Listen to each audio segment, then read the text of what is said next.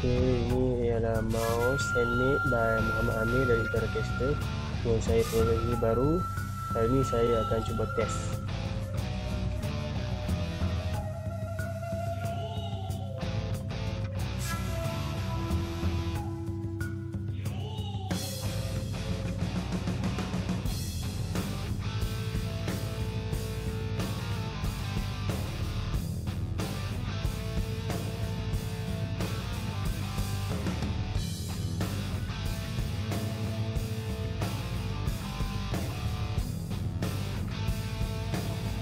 Alamak, miss call pula. Korang nampak tak? Hai, hampir-hampir dah dapat tadi.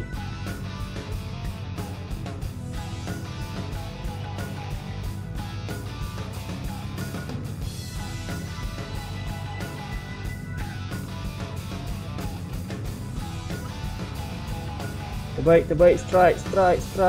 Cantik.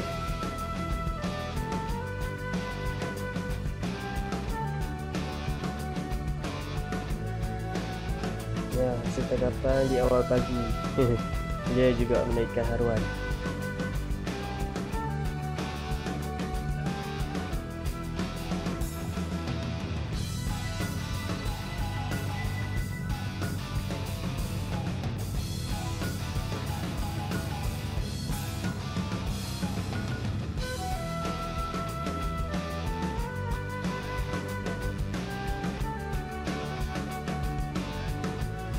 Menggunakan Shimano Kronos Air Force 151 high gear.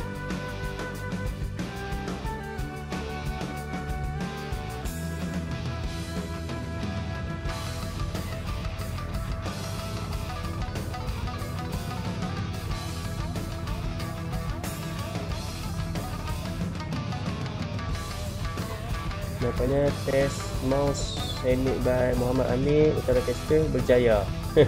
Ada hasilnya juga. Okey, rakan-rakan semua, terima kasih kerana sudi menonton. Okey, kamu semua boleh subscribe saya di YouTube dan boleh lihat hasil rakaman dan tangkapan dan hasil strike saya di dalam dunia memancing. Okey, salam strike buat semua.